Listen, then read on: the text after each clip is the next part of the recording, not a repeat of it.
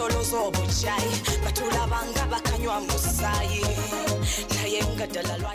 back, and we were still talking about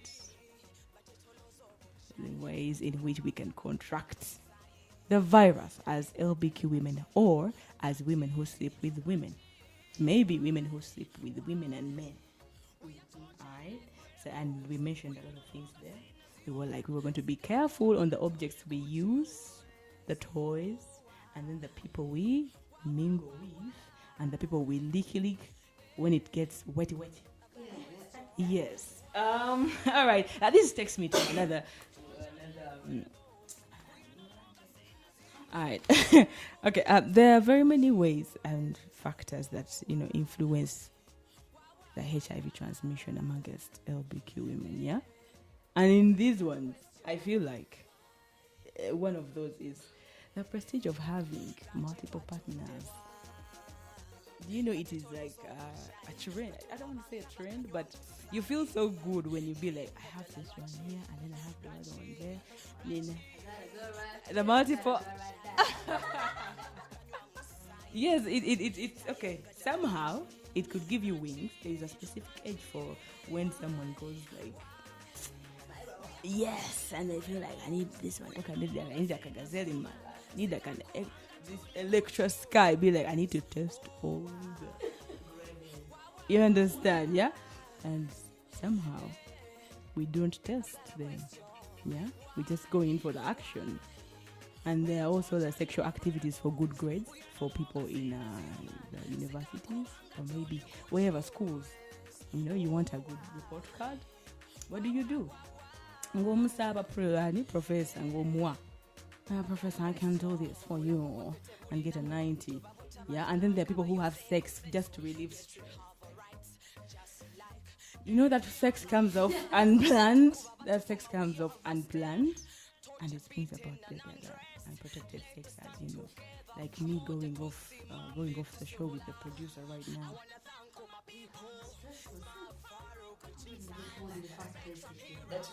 It could be me with my producer. No, my producer would like maybe, because my producer is here silent like this, so that means maybe it's a yes. No. Alright, so those are some of the ways that influence the transmission of of HIV. Those are some of the ways that influence the HIV transmission among LBQ women. Yeah, even peer pressure, by the way, peer pressure. Like, like you need to date, the pressure of needing to date, and then you're not really looking at the person you're going to date and just dive in. Remember, our relationships start in bed. Do you know that? Like most relationships start in bed. And sometimes we're not even sure. I just find you on a house party and we are kissing at the next point. And then and then the week after, and the week after we are married. Yeah. Oh my God, you didn't tell me HIV. Unplanned sex, unplanned parties, unplanned relationships. It's all about because you have no information about sex. Anyway, alcoholism is one of the factors that has brought vulnerability and having unplanned sexual activities. Alcoholism is associated with drugs, stimulants, smoking, different types of Viagra's, I would say, because each drug you consume will definitely put your sexual libido high. And also forced marriages. So many people have forced themselves to get married just because they are lesbians and they want to prove a point to the society, to raise their status, or even to just make their family happy, or even to stop the shame cultures that are forcing our girls to get married because they think that this is value for money. It's been very, very, very unpleasant for our dear girls giving birth and already they're infected with HIV. The other factors I feel like that are contributing to HIV transmission among LBQ women are lack of sufficient information on transmission of HIV/AIDS relevant to LBQ women. That is because in most health centers, of course, there is all like there you'll find like pictures and things, but yeah, but like there is usually nothing relevant to particularly LBQ women. So we're looking at a lot of information. Then also reckless sexual patterns and practices. That is unprotected sex, usually with multiple partners. Yes, thank you very much. With multiple partners. Multiple partners is a trend of our relationships. So according to we are in the 16 days of activism, and that's against gender-based violence. So GBV is one of a risk factor for HIV transmission among LBQ women, and GBV may act as a barrier to accessing these HIV services like counseling, testing, treatment, and care. And in GBV, we have IPV, that is intimate partner violence, that also indirectly, is an indirect factor of HIV contraction. And under GBV, we have financial and economic violences, which restrains one's ability to bargain for safe sex, consent. So GBV actually among LBQ women is a high risk factor of HIV.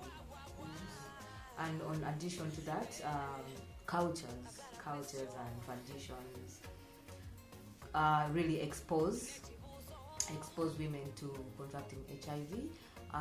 We have cultures in Mbale, the Imbalu.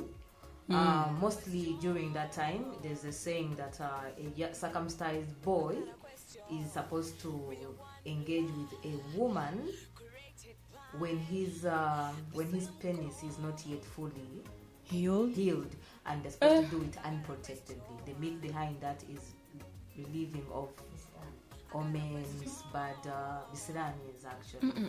Yes, and also there is a blood brotherhood. In some cultures, there are those pacts that they do of blood to either prove commitment, to prove loyalty, or a sign of brotherhood in some cultures. And also we have seen some of our sisters from Sebei, the Maasais. They go ahead and do the mutilate the genitals, and those are all exposures to HIV. Yes. How about polygamy? Yeah. Poverty. Like most women, I think poverty strikes us the most. And then when we are broke, we are going to do whatever it takes To have a money. Yeah? So you're homeless and you're broke.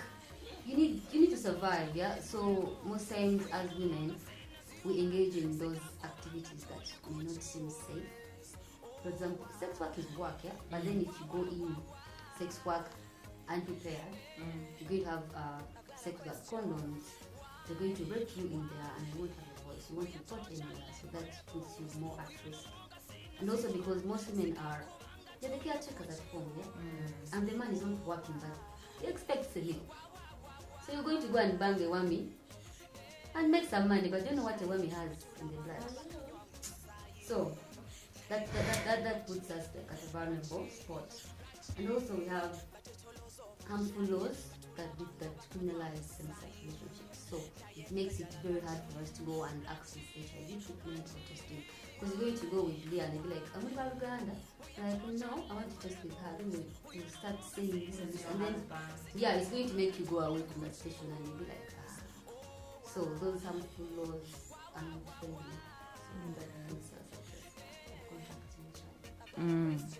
Because that condomless sex for another fee. So someone could be like, 100 to give me live sex. Live. Because if you're broke, you'll be like, man, Can't you call it? Yeah.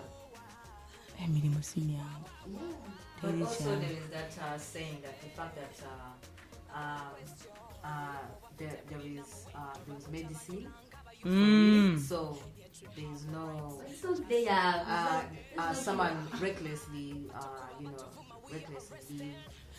you live your life knowing that there is already a treatment for it, so you go into unprotected sex because you know there is, after this I'll treat myself. And a person like that, I want to be encouraging to you, but I'm getting difficulties here.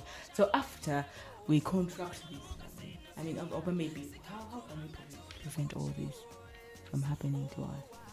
As LBQ women,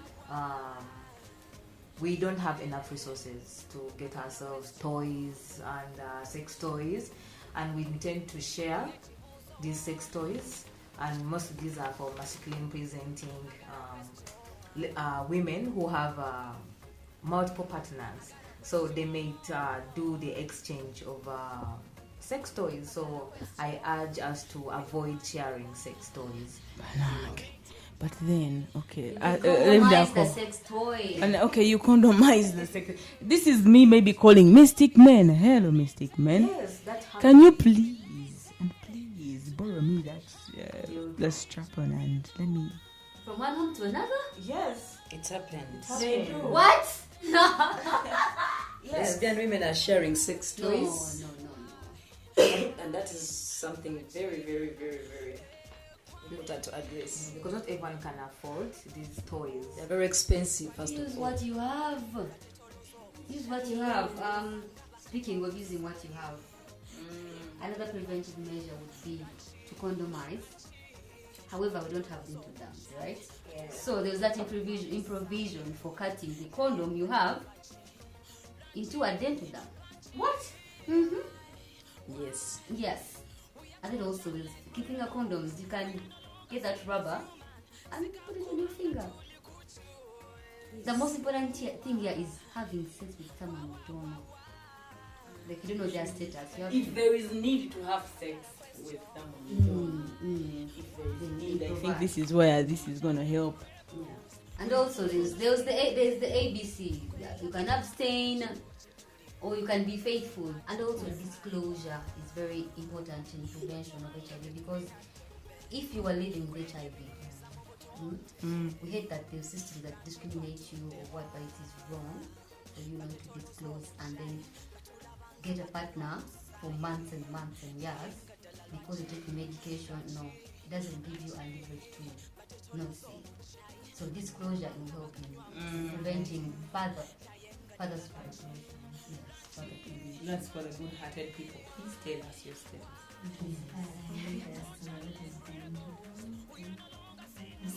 A dental dam. It's like that flat rubber thing you lay on the vagina. One of the girls.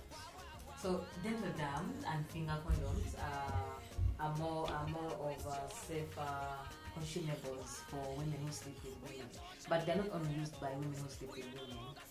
Mostly when we're having oral sex, it's more like a small piece of rubber that you put, in the private and you do the leaking, but then it's more like wearing a condom. So for those that do oral, dental dams are advisable, but then they are limited. Actually, they're not even available. That's why the chocolate blender gave you an option of putting a rubber on it. Cutting something. I don't know how is that, because you can't leak that. Whatever. People have blowjobs with the condom. Like the condom and put it in their head. Wow. Mukwan, sweetness will kill you. Anyway, moving on, other preventive measures, there is adherence to PrEP. PrEP and PrEP, those are preventive measures for HIV. For those of you who don't know, PrEP is pre-exposure prophylaxis. PrEP is post-exposure prophylaxis. When do we use those? PrEP is what you, there are tablets, zinempeke or zimira, every time before having sexual intercourse with someone. Either maybe you don't know their status, or you're sure they're HIV positive. They prevent you from acquiring HIV. Then PrEP, post-exposure, after exposure, but that is usually you're supposed to take them before. Is it 72 hours elapsed? Before 72 hours elapsed after you having unprotected sex with probably someone who is HIV positive or you're not sure. That's when you take PrEP. So prep, please don't swallow it buna and then you say tomorrow I'm gonna ban. No. Yeah. As a woman, our membrane is different from a guy's. So for women, I think it is 21 days before you sleep with the person that you don't know the status. And then also for post, it's better when it's 24 hours. That's when it's more efficient. So 24 hours, please. The third day something might happen, not as well. The best way to prevent HIV among LBQ women is safe sex. Before you even go for safe sex is communication. Before you go to communication is the need for the satisfaction. So in this case, I mean, either stick to one partner or use safe methods. Use a toy that is yours. Use a toy that is for the other partner. Don't mix toys with other people. I mean, being safe is much more than communicating to expressing and more than sexing. So safe sexing is communicative sexing. Yeah, tell your partner that you like it deep or you like it shallow. Thank you. To add on safe sex, also I encourage regular continuous HIV testing. Yes. You don't have to test because you're not really sexually active, but we may be exposed in other different ways. So having a regular HIV testing is really one means of seeing and preventing, the spread of the virus. All right. In all the information gathered here, I feel like if you must do it, keep a prep or a pep on you. And they are saying the other one is used before. Days, 21 days. 21 days. Yes. Yeah. And you have to have so that it's in your body, eh? So you have adjusted to it. Prep is art. Antiviral is art. Mm. So you have So to do okay, let me get it right. So let me say, a normal me goes to a pharmacy and gets a prep. Start combining prep. No. Eh. Before you do that, actually, because before you are being recommended this, if you need prep, there are definitely some checkups that they will have to take Some you questions. through. They do some blood tests, HIV, all those tests. liver. Then they can see that If they you are enroll you to taking. And taking prep will not mean that you swallowed a tablet and tomorrow you're ready. Engaging. So it needs to be in the system already. So that when the virus comes to attack. Alright, for those that are going to Kagwida War, that's the PEP, right? Is it? Exposure after. That's after. Yeah, after. Like, let me say today, if I had sex with you, and maybe, like, I'm not sure, like, let me say, maybe like 3 hours later or 10 hours later, I can actually go and get PEP. Or immediately after having sex with you, I can go and get PEP. So You take it for a month. Yeah. for a month, Yes, please. 30 days of Then you go Without skipping any day and maintaining the hours. Yes. And that's when it's effective. Yes. Otherwise, if you miss any day or hours, you're going to just waste your time. Yes. And the PEP will not be effective in your blood system. And you will still get infected. Yeah. what should be done to maintain that HIV treatment? In case someone is found positive, dear my kings and queens out there who are listening, first and foremost, you need to create for them a safe space where your intentions matter in this situation. You have to be really good and really good. What I mean is you have to be a person who is going to give these people a space where they are able to talk about what they are going through, because the moment someone finds out they are positive, it's the hardest moment in their life. They break down a lot. They cannot even open up to you. They will hide some information, which will be very, very hard for you to lead them to care or to act. And yet you remember that HIV needs a holistic care system whereby you cannot fight it alone or respond to it alone. So in this situation, you have to create a space where this person will be able to share everything. Speaking of a holistic approach, psychosocial support for persons living with HIV, and psychosocial support comes with counseling, therapy, and acceptance mostly as an individual, and awareness that now you are sick, you are living with the virus positively, and accepting the fact that you accept as an individual psychologically, it will enable the external psychosocial support that you receive from the counselors and the therapists. Speaking of psychosocial support, there's need to create non-discriminatory spaces. Those spaces should be non-judgmental, non-discriminative, such that it gives the other person who wants to share confidence. And also creating support circles within the organizations. Okay. Yes. And follow-up systems. This also include, you can do it door to door, where you go check on your people who are HIV. Adding on the follow-up. That is follow-up. You get to follow up and see if someone is adhering to their medication. You check out their livity. How are they living? How are they surviving? How do they stand on their own? Are they eating food? Or are they just taking the medication? Because most of them drop off due to the nutrition support they lack. To add on that, Farouk has a project where it works with NAFANO. NAFANO is a national forum for people living with HIV network in Uganda. So they do adherence, they have an adherence literacy program where, thank God, LBT women are included in this project. So we do follow-ups, but you don't just do follow-ups, you follow through. So when you do the follow-up, make sure that person gets the service that you give them. So you follow up and follow through. Okay, so this goes out to all people who care. If you know somebody who is living with HIV, at least the best you can do for them, at least check on them.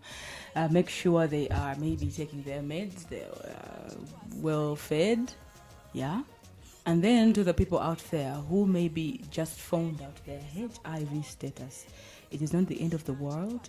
It is okay to be sick. At least right now it is not as deadly as it was before, because medicine is there, and as Farouk, you just heard from Farouk, they have this program going on.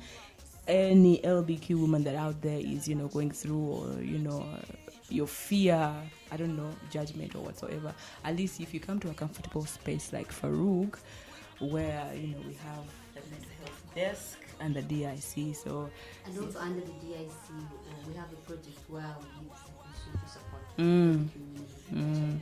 And in this support, we give nutrition, then transport to the health centers, and also mental health sessions. Farouk is doing all this to make sure you keep alive, and not feel alone. You're not alone. We're in this together. Okay, we're in this together. I say that again. We are in this together. Together we can. Yes, and it's just that's just a scratch on, it's just a scratch on, I think, the whole body. So we can understand. Electrosky talked about the whatever the statistics that we are missing right there. How can we, inform inclusion in LBQ women in the national HIV program? How can we do that?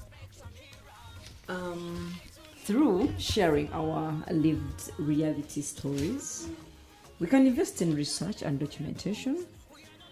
Through data collection on HIV cases and carrying out needs assessment in LBQ women HIV approaches that we use to respond when we are maintaining HIV cases.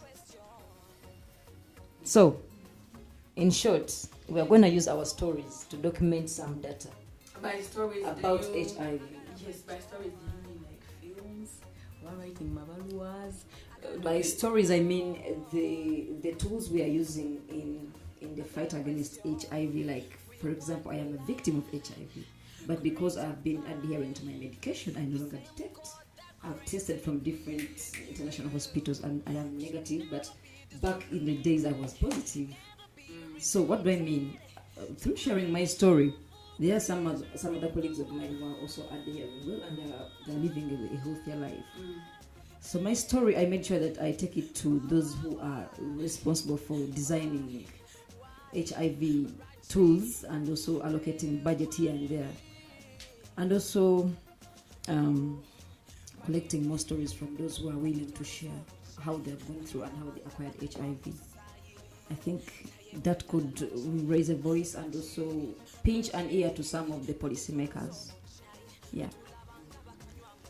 And speaking of documenting, I think that will help us in like producing or having evidence-based reactions, because now if they see what is happening, it's evidence.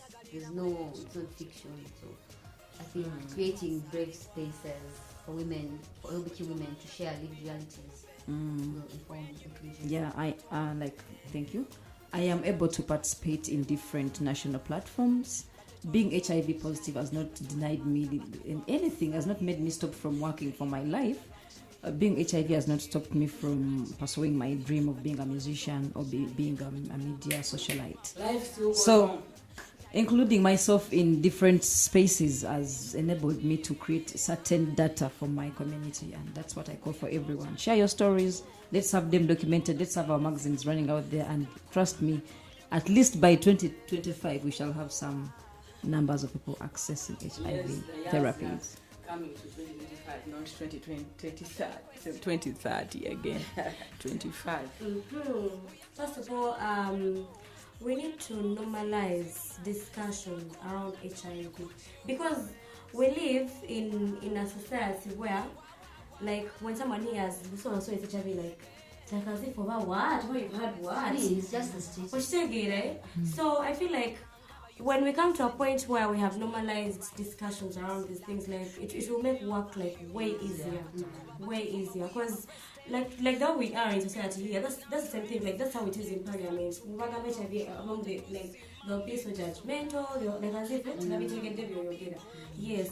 Then also me I feel like one of our advocacy plans should maybe holding dialogues with specific, should I say, like entities, you know, in relation to HIV, like maybe with that forum I talked about, and information. Yeah, and also with policymakers. So that would also include mapping out, like the different policymakers that could help us, like in this, you know, advocacy. If we're like if we're to do it, yeah.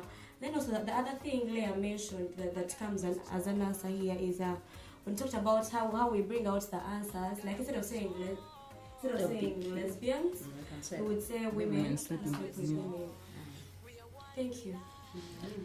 In addition to that, having dialogues with stakeholders, I suggest that having revisions of some of these policies and laws actually would really inform inclusion, because some policies and laws really decriminalize certain genders and some personalities or diversities of women. So revision of these policies and laws will really inform inclusion. And when it comes to national budgeting, we suggest that there should be priorities sentenced or tailored to specific SRHR consumables when it comes to women who sleep with women. Those are resources allocated to consumables like betadine, finger condoms, lubricants, Yes. among others. With all that being said, my take home is, you know, even when infected, I still have a life ahead of me. Mystic Men said something like, if you know yourself and what you're here for, this virus cannot, you know, it has nothing on you. Yeah, we are in the fight together. Take your meds, and please be comfortable to talk about the status, mostly to the partners that you're getting. I repeat, please disclose. Please keep people's information. Like what we people try not to kukola chi kutekako nnyo mu mwavu. Yeah, Before we go, I'm hoping everyone here maybe has a word of hope and inspiration on this day. Yeah? As we sign out. It is very important to note that just because there is medication for HIV shouldn't give you that urge to say that in the career life. You should take care and use a condom or take PrEP, because HIV is having those sharp, more than a shark teeth, ready to grab that flesh and feed on it until you have nothing to say about. Mystic Many Name, aka 𝒚𝒐𝒑𝒚𝒓𝒊𝒈𝒕. I'm an HIV and mental health advocate. You are welcome to our mental health desk at Freedom and Rome Uganda DIC. Every person, every woman out there living with HIV, it is okay. You are still loved, you are still valid, you're still beautiful. Do you, the world will be okay. Still, it is your girl, Electra Sky, the rich, young, lesbian socialite, representing 𝒕. Love you. My message to everyone is I encourage regular testing, HIV testing, and between life and you choose life. Your girl, gazelle, a female lover. Female So, lover. female lover makes me laugh. Yeah, but female lover high. Please, HIV has no face, so don't discriminate. It could be any of us. So, don't discriminate. Treat everybody with love and compassion and kindness. It begins with us. Yes. I sign out. It is a song we will never get tired to sing. It is the ABC. And if you cannot, the PrEP and PEP, I think. Yeah? The PrEP and PEP. Thank you for listening in. I still say you're still my brother, you're still my sister, you're still my sister, and you're still my friend, with or without HIV. Yes, with or without. So don't forget to subscribe. We are so in love with that feedback. If you give it to us, at least we will really do this. If it's a relationship, we will we will really appreciate the feedback. Yes, let's get married by you subscribing and liking and comment. That feedback again is coming back. Okay, and don't forget to follow us on our socials, Facebook, Instagram, and Twitter. All that is going to be on the page as you're listening to this. You will have that information right there. And please. All right, that has been our time. Thank you for listening in. This is the 𝒕. Tell a friend to listen in. And after they listen, I need the comments. My friends call me. What she said. When the longer seen as human, sika kubanga tuli kuchu.